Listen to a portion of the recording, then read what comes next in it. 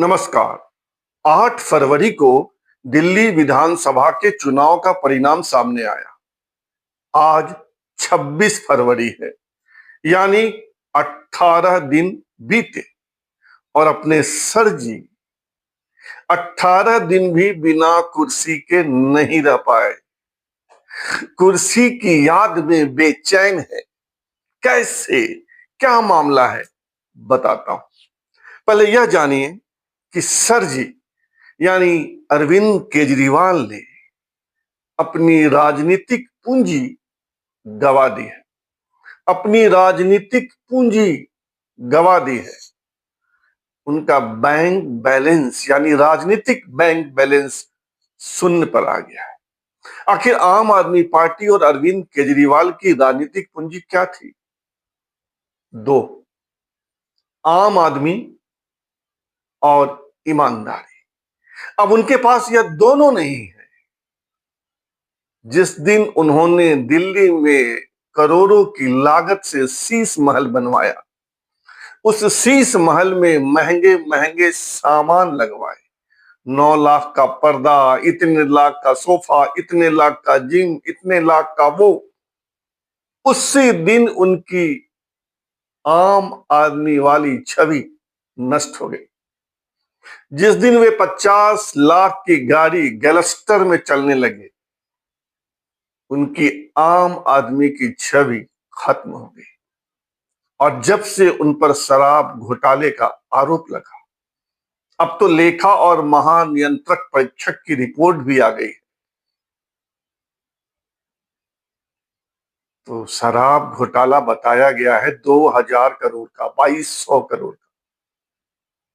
तो इस घोटाले ने उनकी ईमानदारी वाली छवि भी खत्म कर दी। और अब जब कोई कहता है कि गंगा नदी की सफाई न हो पाने के कारण, या दिल्ली में टूटी सड़कों के कारण, या गंदा पानी के कारण, या वायु प्रदूषण के कारण आम आदमी पार्टी और अरविंद केजरीवाल की हार हुई है, तो मैं नहीं मानता। अरविंद केजरीवाल और आम आदमी पार्टी की हार हुई है उनकी राजनीतिक पूंजी खत्म हो जाने से। ईमानदारी उनकी पूंजी थी जो अब नहीं रही। आम आदमी की जो छवि थी, शीश महल ने वह भी बर्बाद कर दिया। और अब जानिए कि कैसे बिना कुर्सी के सर जी 18 दिन भी नहीं। और राजनीतिक पूंजी के अभाव में जब दिल्ली की पूर्व मुख्यमंत्री आतिशी यह दावा करती है कि दिल्ली में सीएम ऑफिस से डॉक्टर भीमराव अंबेडकर और शहीद आजम भगत सिंह की तस्वीर हटा दी गई है, तब कोई विश्वास नहीं करता। क्योंकि तस्वीरें तो वहां अब भी है। डॉक्टर अंबेडकर की तस्वीर भी लगी हुई है, भगत सिंह की तस्वीर भी लगी हुई है। फर्क इतना आया है कि 3 तस्वीरें और जुड़ गई हैं। वो तस्वीर है महात्मा गांधी की, राष्ट्रपति द्रौपदी मुर्मू की और पीएम नरेंद्र मोदी की। और ऑफिस रीअरेंज हुआ है, इसलिए शायद आतिशी को तस्वीर डॉक्टर अंबेडकर और भगत सिंह की तस्वीर नहीं दिखी होगी। और जब वो विधानसभा में हंगामा करती हैं, चिल्लाती हैं, बाहर आकर धरना देती हैं, तब भी कोई मानने को तैयार नहीं है, क्योंकि अब लोगों को यह सब कुछ नाटक लगता है। पर मूल मुद्दे पर आइए कि आखिर अरविंद केजरीवाल 18 दिन भी बिना कुर्सी के क्यों नहीं रह पाए। हुआ यह कि आम आदमी पार्टी के 6-7 नेता अब भी राज्यसभा में है। उसमें 3-4 तो बड़े उद्योगपति हैं। बड़े बड़े उद्योगपति, अशोक मित्तल, संजीव अरोड़ा और भी लोग हैं। बड़े बड़े उद्योगपति को उन्होंने राज्यसभा में भेजा था पंजाब से अरविंद केजरीवाल ने। अब किस एवज में भेजा, किस लिए भेजा, ये तो रहस्य की बात है, आप भी समझ सकते हैं। क्योंकि उतने बड़े पूंजीपति, करोड़ों अरबों का व्यापार करने वाले लोग राज्यसभा यूं ही तो नहीं भेजे जाएंगे, कि उनका राजनीतिक जीवन में कोई योगदान नहीं है, सामाजिक जीवन में कोई योगदान नहीं है। और ऐसे लोग जब राज्यसभा में जाते हैं तो सवाल उठता है, और तब भी उठा था। तो उन्हीं राज्यसभा के मेंबर्स में से एक संजीव अरोड़ा नाम याद कीजिए, आम आदमी पार्टी के मेंबर है राज्यसभा में।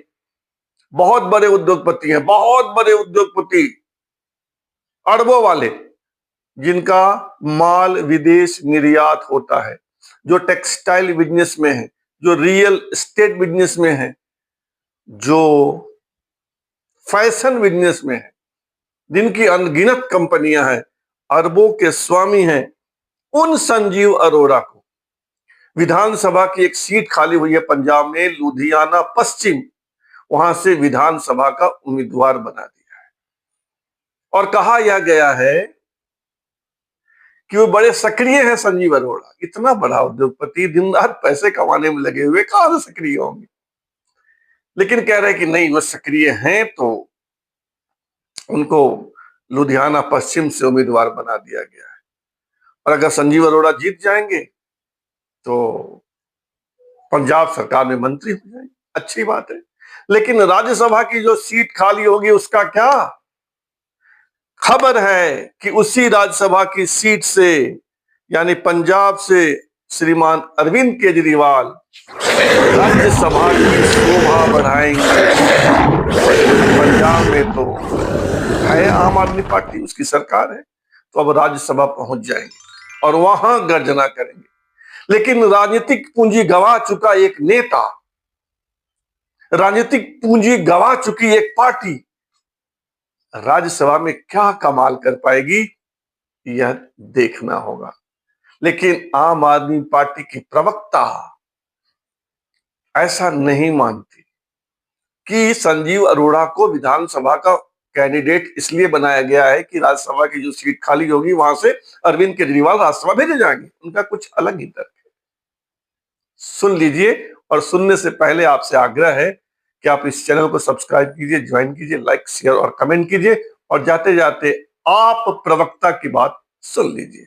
कैंडिडेट है, वो लगातार ग्राउंड पर रहते हैं, अपनी कॉन्स्टिट्यूएंसी में उनकी बहुत पकड़ है, जिस वजह से वो वहां के लिए बेस्ट सूटेबल कैंडिडेट हैं और उनको उतारा गया है।